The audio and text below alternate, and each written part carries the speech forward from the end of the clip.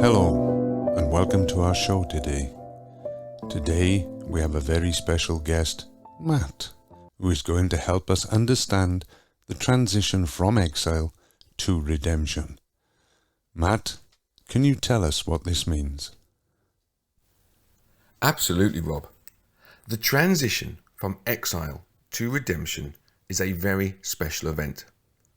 It's the place where we acquire the love of others, which we need to learn and try to get to know, to get closer to it and use it. That's how we discover that we still need to reach the state called redemption. That's very interesting, Matt. So what does redemption mean? Redemption means that we already understand and know the Creator. In order to know and reveal the Creator, we have to love Him. And this we can do only by disconnecting from self-love and loving the friends. We must be completely disconnected from our ego and be connected by our common desire to bestow. I see. How do we become free from our ego?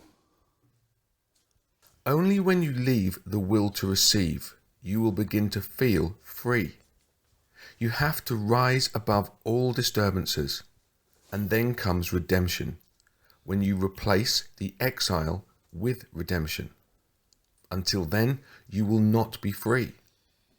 Try to strengthen your connection by helping each other, and the main thing is to be patient and continue. It sounds like a difficult process. What makes it so difficult? Until we discover that we are actually living for the ego, we think that loving and serving ourselves is not such a bad thing. Through adhesion to the 10, we build between us the right vessel for the upper light to shine upon us. And what is redemption exactly? Redemption is the revelation of the Creator within us. When we try to let the light of redemption shine on us, we can feel how disconnected we really are from each other. That's when we reach the state that the only thing we really want and need is redemption. How do we see the light within the darkness? There are times in which we can see light in the darkness and darkness in the light. This is called the advantage of light from the darkness. It happens when we practically engage in the process of connecting and disconnecting, entering and exiting in the 10. Wow. And why is it important to go through the darkness? By actually walking and feeling the states of darkness, meaning falling again and again, we cannot appreciate and respect our connection to the light. By taking off the cover of the ego, we will find a pure heart, ready to connect with others. So, light and darkness are always bound together? Yes, that's right. The light comes in many shades and forms, and is brightest when it is revealed next to the dark, immediately after we come out of our dark states. For this reason, it is very important to feel, to distinguish between the various states through which we advance. Okay. And is overcoming the will to receive a conscious effort and choice?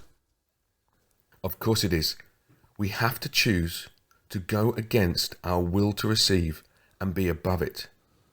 Until we acquire the desire to leave Egypt, namely Pharaoh's control, we cannot receive the love of others. Everything hinges on our connection.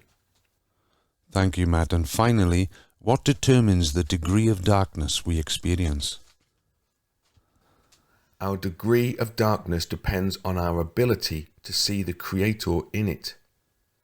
To the extent that we recognize the will to receive and know that it comes from above, we can work together in the 10, get closer to each other and thus advance toward the light, toward our freedom. Thank you, Matt. Thank you for sharing your insights on the transition from exile to redemption. It has been a pleasure having you. Thank you, Rob.